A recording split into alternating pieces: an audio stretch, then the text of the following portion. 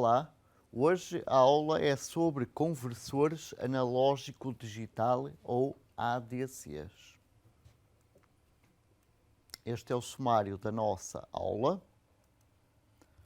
Portanto, na conversão analógica digital, ou ADC, gera-se uma palavra binária na presença de uma tensão analógica VADC in na entrada. Só existem duas levantado a N palavras X out, então só é possível converter tensões VDAC in com 2 levantado a N valores pré-definidos. Portanto, a tensão VADC in na entrada do ADC deve manter-se constante enquanto decorrer a conversão. Isso requer um circuito de amostragem e retenção antes do circuito de conversão. Portanto, este bloco aqui. A saída será então a nossa tensão Vs, de S de sampling.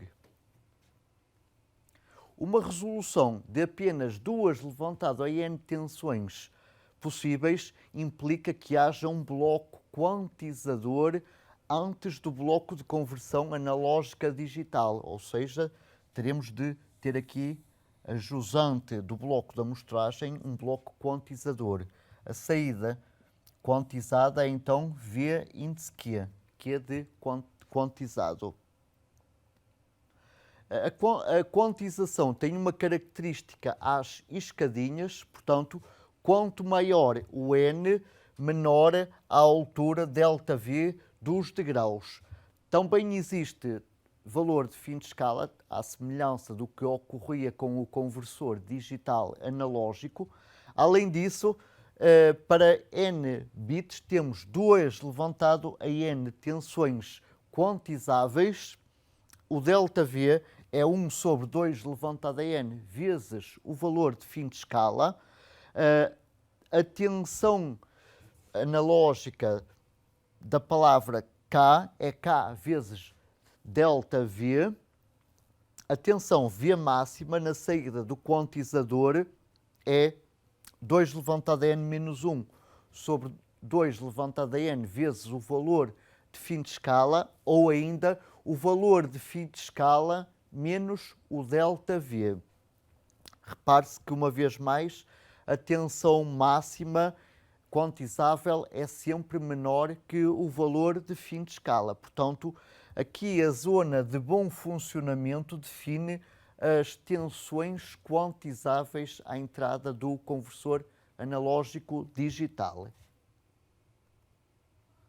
Além disso, a quantização introduz erro, é o chamado erro de quantização.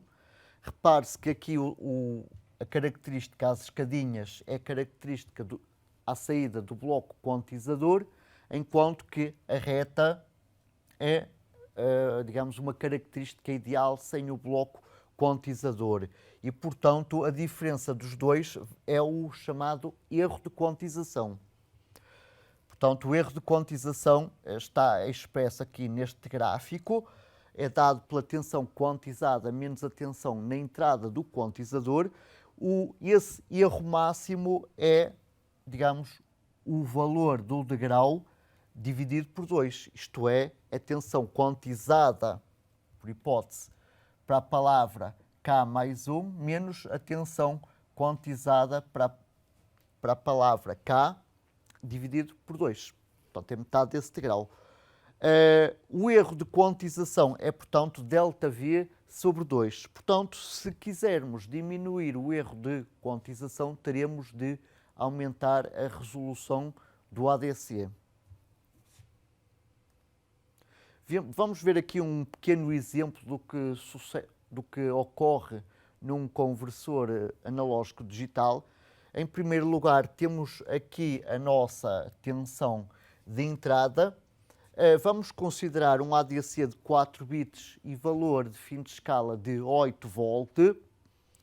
Portanto, quer dizer que o quantizador vai limitar a tensão na saída a 15 sobre 16 vezes 8, ou seja, a 7,5 volt. Quer dizer que esta parte do sinal vai estar fora da zona de bom funcionamento. Portanto, vai ser interpretado como tendo 7,5 volt.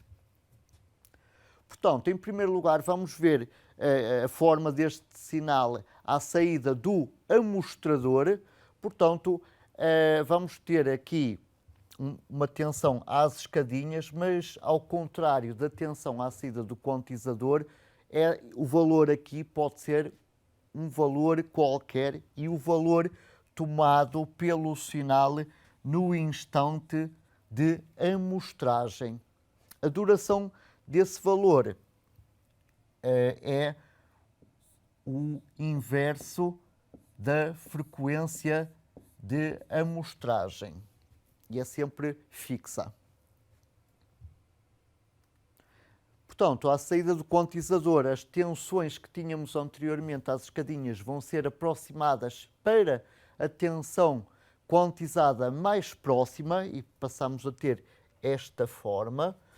Reparemos aqui que o erro de quantização máximo é 0,25, portanto temos degraus de meio volt. Finalmente, após a conversão, temos aqui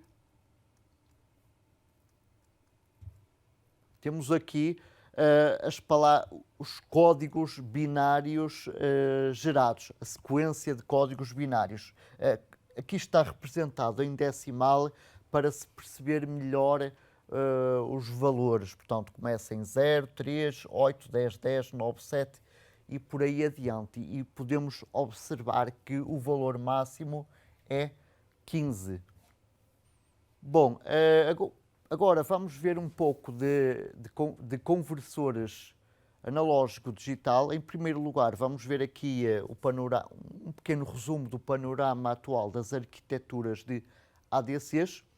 Os requisitos principais de um ADC são a resolução em bits e a velocidade de operação em amostras por segundo, samples por segundo. Podemos observar aqui que o mais rápido é o flash e o que permite maior resolução é o sigma delta. Aqui existe o flash, sigma delta, dupla rampa, aproximações sucessivas e outras configurações que não vão, nomeadamente o pipeline e o folded.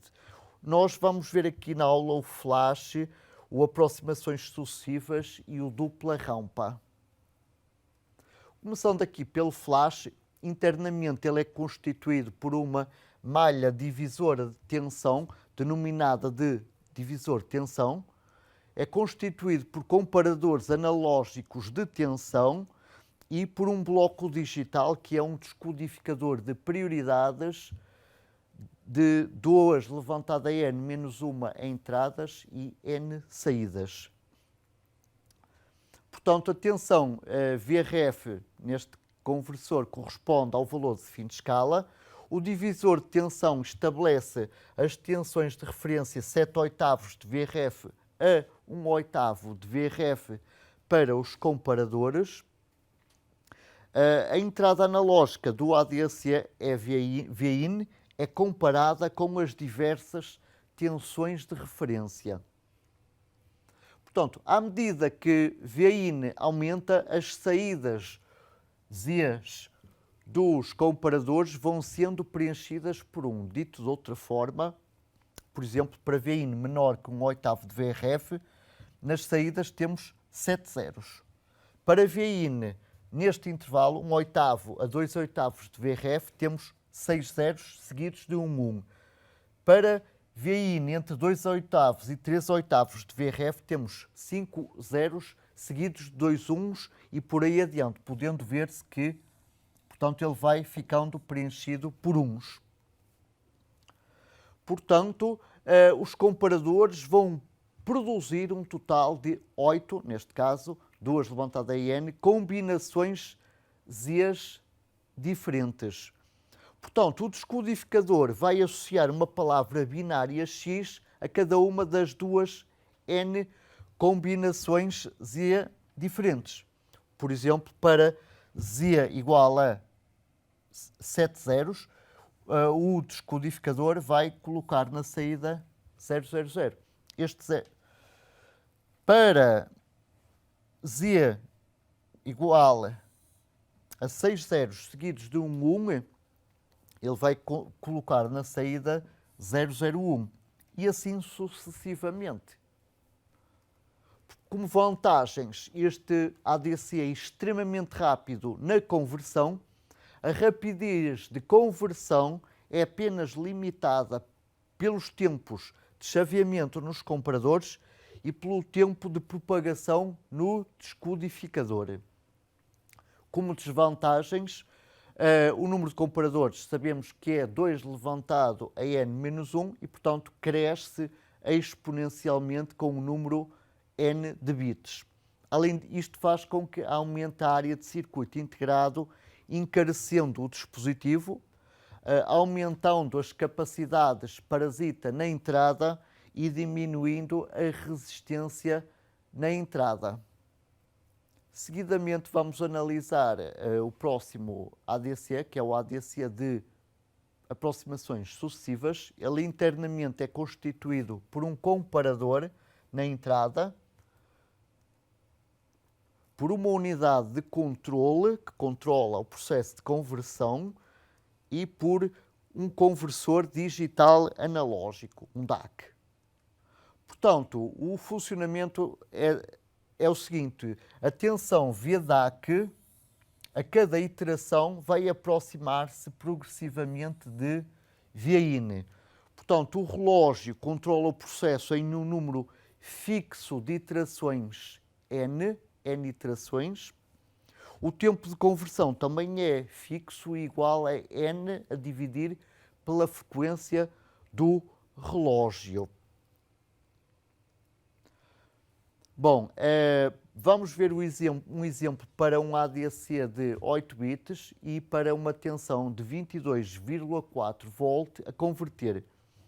Portanto, aqui a tabela ilustra os pesos associados a cada bit, sendo 16 volt o peso do bit mais significativo e 1/8 de volt o peso do bit menos significativo. Então, na primeira iteração, o controlador coloca o bit mais significativo igual a 1 e todos os outros iguais a 0. O DAC vai produzir uma tensão de 16 volt. Agora, a questão é saber se mantemos esse bit a 1 ou trocamos o 1 para 0. A forma de decidir é comparar a tensão à saída do DAC com a tensão na entrada.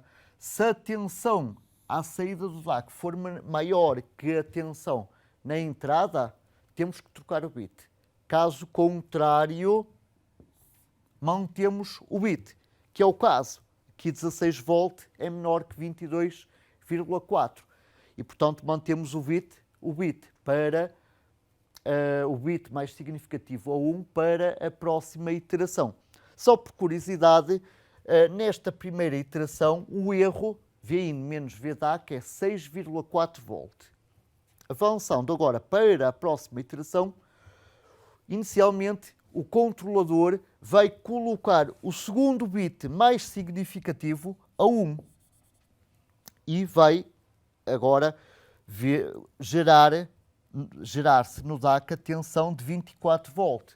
Agora vamos decidir, 24 volt é maior que os nossos 22,4. Portanto, o controlador vai ter de trocar esse bit de 1 para 0.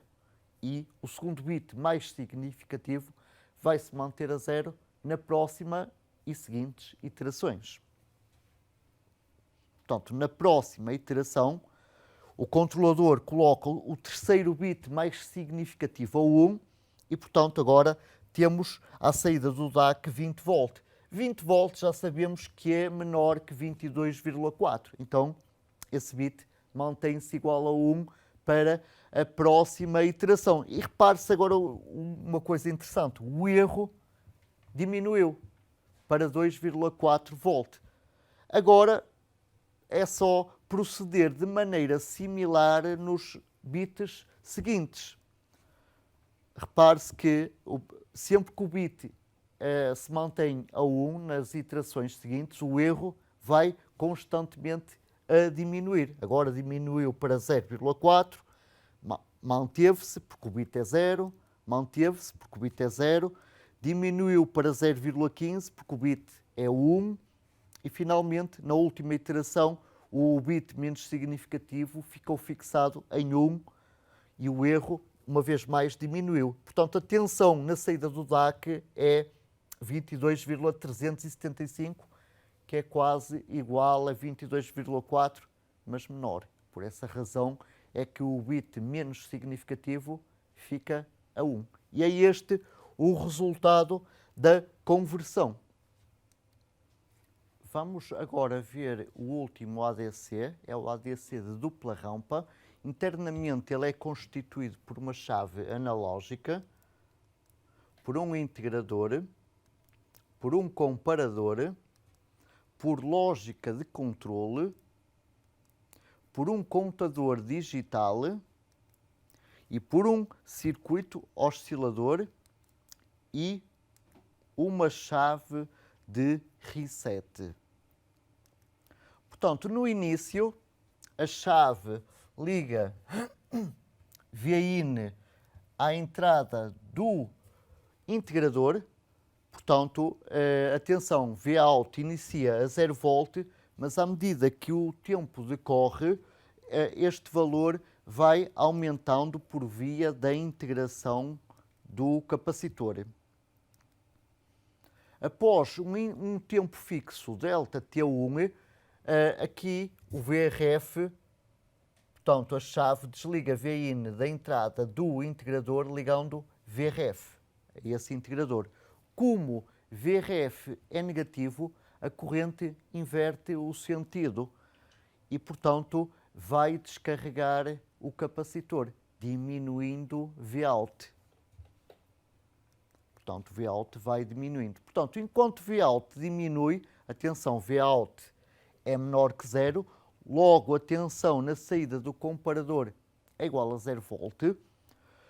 Como a tensão na saída do comparador é 0 volt, o sinal de reset é igual a 0 e, portanto, a chave mantém-se aberta enquanto o capacitor é descarregado. Okay? Portanto, quando o Vout se torna igual a 0 volt, tem-se que na saída do comparador, a tensão passa de 0 para VDD. Portanto, isto faz com que acione-se o sinal de reset. E neste caso, a chave fecha. A chave fechando vai dar origem à descarga rápida do capacitor. Bom, a descarga do capacitor é completa. Isto faz com que a tensão na saída do comparador volte de novo a valer 0 volt. Portanto, aqui a lógica de controle faz com que a tensão Vin ligue de novo no integrador. Portanto, todos os fenómenos descritos anteriormente repetem-se. Bom, portanto, temos um tempo delta, durante a descarga temos um tempo ΔT2. Este ΔT2 é variável e função da tensão Vin a converter. O declive durante ΔT1 aumenta com Vin. Por outro lado, o declive durante ΔT2 é independente de Vin. O valor digital é, portanto, proporcional a este tempo ΔT2 e vale ΔT1 sobre VRF vezes Vin. E, portanto, o valor traduzido para digital, aqui expresso em decimal, é ΔT2 vezes a frequência do oscilador usado no contador digital. Como desvantagens deste ADC, o tempo de conversão é variável, valendo ΔT1 mais ΔT2.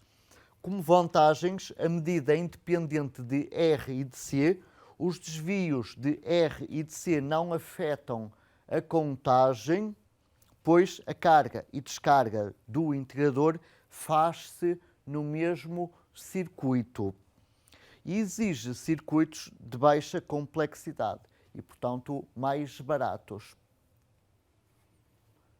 Na próxima aula vamos ver dispositivos lógicos programáveis, mais especificamente dispositivos lógicos programáveis simples, ou SPLDs. Com isto, despeço-me com amizade e até à próxima aula.